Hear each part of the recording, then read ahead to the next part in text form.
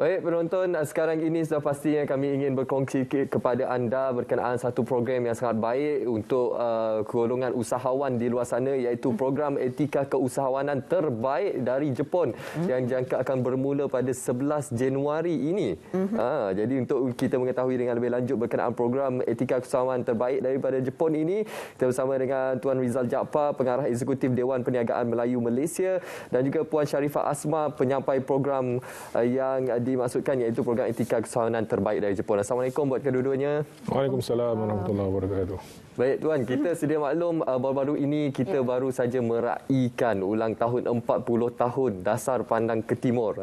Jadi penekanan kita sudah pastinya dari sudut dasar Pandang ke Timur ini dari sudut kebudayaan dan juga cara bekerja orang Jepun yang mungkin boleh kita terapkan dalam kalangan usahawan-usahawan tempatan. Jadi reaksi awal daripada Tuan, bagaimana dengan perkara ini dan juga bagaimana manfaatnya kepada usahawan kita?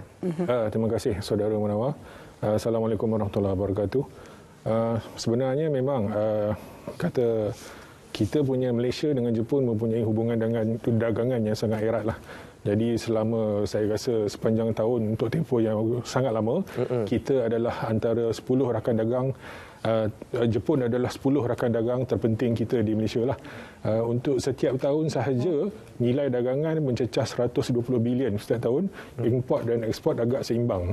Jadi daripada saya fikir itu adalah antara sumbangan daripada Dasar Pandang ke Timur yang telah dilancarkan lebih 4 dekad yang lalu.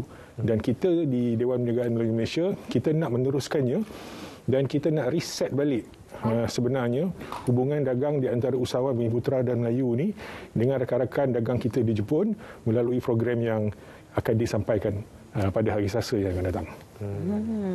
Baiklah. Dan Cik Asma sendiri selaku penyampai program, mungkin boleh kongsikanlah antara, ini merupakan satu platform yang baik di mana Malaysia kita dapat mengambil iktibar dan juga banyak perkara yang boleh kita ambil daripada Jepun sendiri, dan ini merupakan satu platform yang terbaik buat Malaysia. Dan mungkin boleh kongsikan pandangan sebelum ini dah pernah bersamalah dengan program ini ataupun bagaimana? Okey, terima kasih. Baiklah.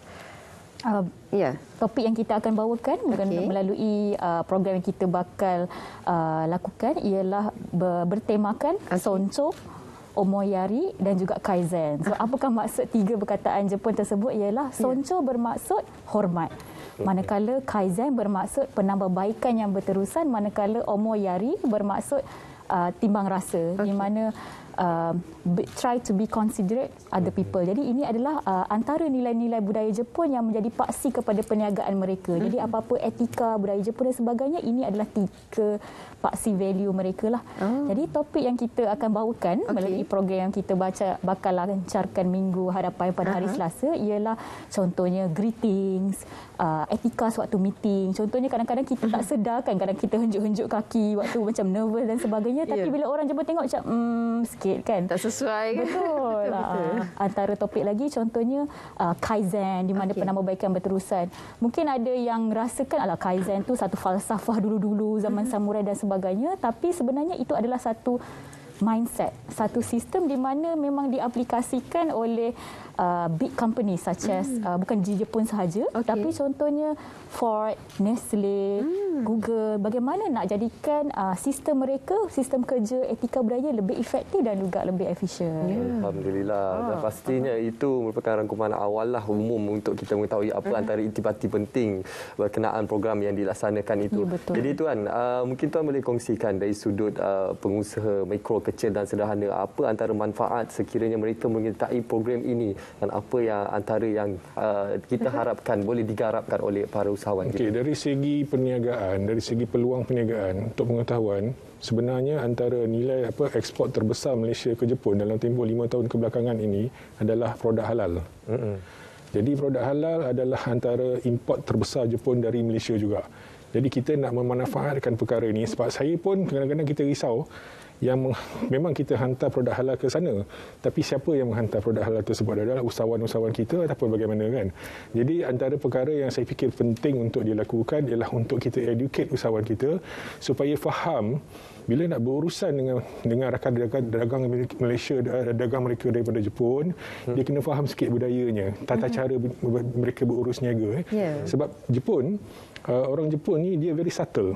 So mungkin kita ada produk yang bagus, kita ada kata orang produk dengan harga yang sangat kompetitif, tapi sebabkan kita berurusan tu caranya tak kena, jadi dia boleh menyebabkan produk tu boleh menyebabkan urusan niaga tu gagal. Jadi itulah sebenarnya yang saya fikir perlu pentingnya kita adakan kelas ni, supaya nanti daripada peringkat awal lagi nak mula bagi name card macam mana caranya, nak berurusan dengan email dengan orang Jepun macam mana pula caranya. Jadi bila berinteraksi dekat dalam bilik meeting macam mana caranya. Jadi itu semua yang kita akan dedahkan dalam 11 episod untuk kata orang fasa pertama pada tahun ini, dengan harapan usahawan-usahawan kita khususnya ahli-ahli Dewan Perniagaan Malaysia dapat mengambil manfaat sedikit daripada itu.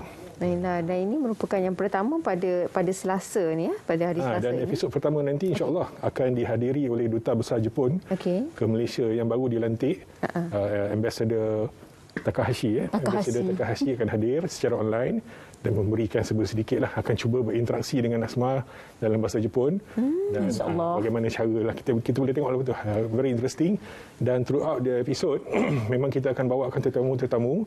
Ada tetamu daripada Malaysia, ada tetamu rakyat Malaysia yang berada di Jepun, bekerja di sana, dan kita juga bawa selebriti daripada Jepun untuk sama-sama berinteraksi dan melihat apa sebenarnya yang boleh kita belajar sesama sendirilah.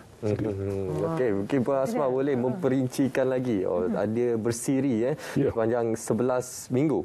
Betul. Jadi apa antara pengisian-pengisian penting yang kalau boleh kita nak tarik lebih ramai lagi penglibatan usahawan-usahawan di luar sana berkenaan program yang terbaik dari Jepun ini, Puan?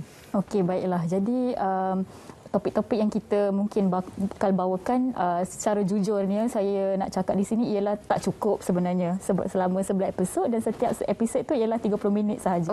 Jadi tujuan kita lebih kepada nak beri pendedahan lah kepada bakal-bakal usahawan ataupun mungkin ada akan berurusan dengan pelanggan Jepun, mungkin kita sebagai vendor kepada Jepun dan sebagainya. Jadi bagaimana nak tackle hati mereka. Mungkin mereka pun faham tak bolehlah nak tunduk, macam ada degree-degree dan sebagainya. Cuma if let's say we try to understand them, try to be considerate of them, mungkin itu adalah jadi decision factor making kepada mereka. Oh, saya nak syarikat inilah.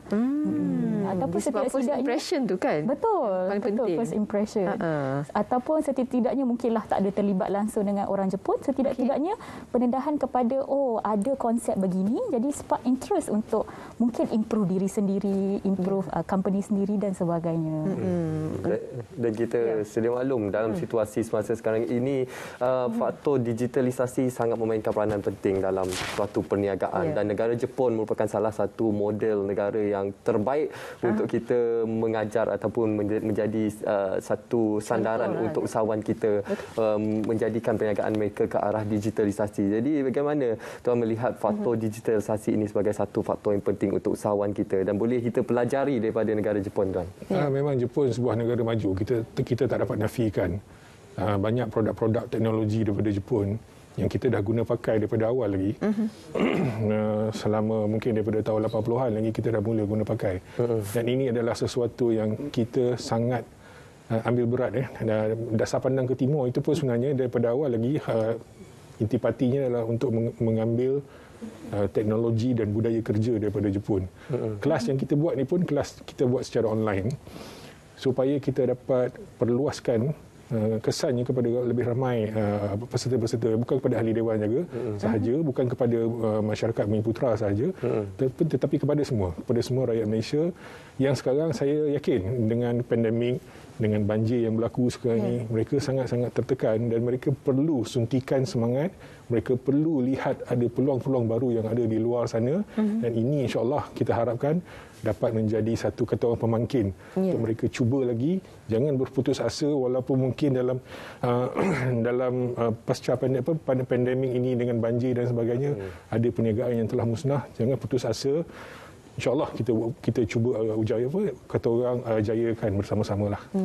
Dan adakah sekarang ini masih lagi peluang dibuka untuk mereka usahawan yang mungkin sedang menonton sekarang ini untuk bersama-sama join program tersebut? Semestinya. InsyaAllah program kita bakal dilancarkan pada hari Selasa di Facebook Live, melalui Facebook Live Dewan Perniagaan Melayu pada pukul 10 pagi. Untuk episod pertama, Ambassador Takahashi akan bersama-sama kita, jadi durasinya sedikit panjang lah, 45 minit.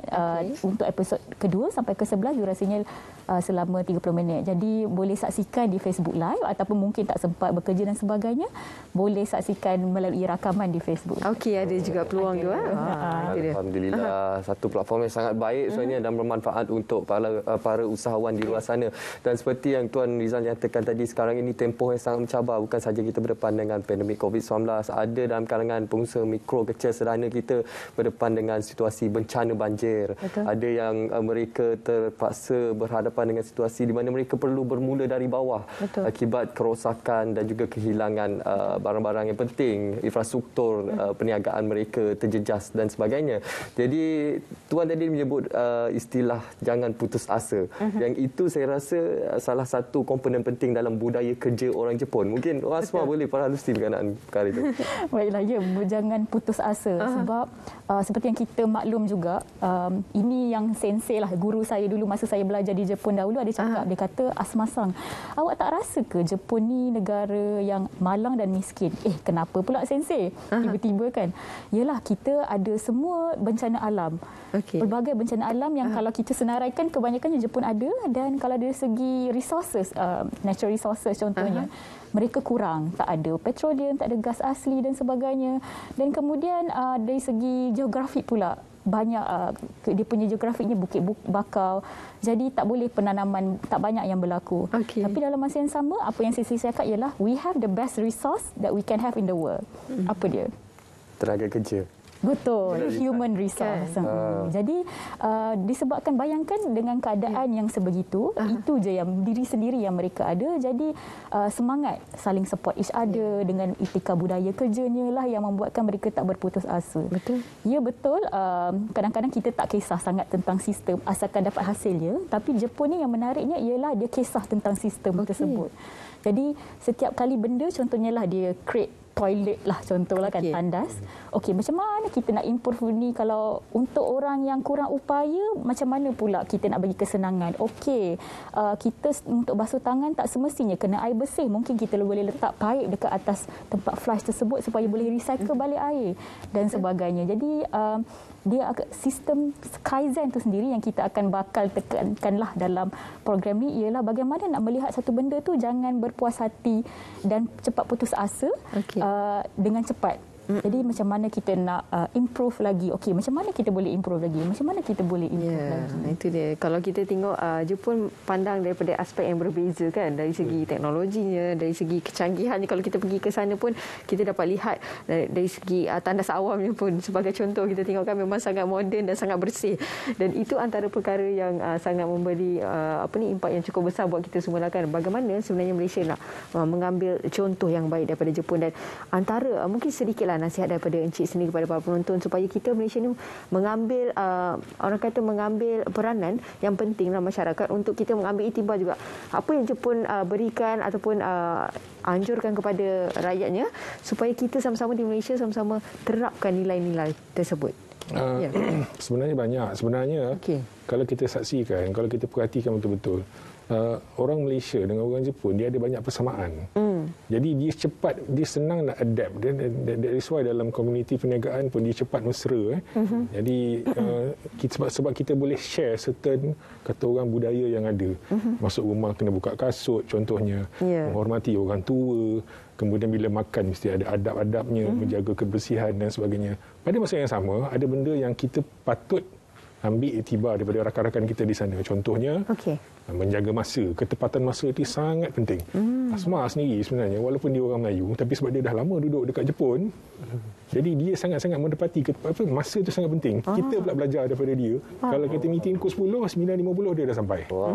Jadi ini benda yang saya rasa kita patut ambil serius dan cuba budayakan dalam amalan perniagaan kita, amalan kehidupan kita. Dan saya rasa kalau kita adjust tu sikit-sikit, sedikit demi sedikit kita ubah yang itu, insya-Allah akan mengubah cara kita berfikir dan cara kita bekerja. Insya-Allah. Okey, dengan ruang yang ada ni secara ringkas mungkin boleh war-warkan kepada penonton platform Facebook yang diwar-warkan tadi bermula 11 Januari ini.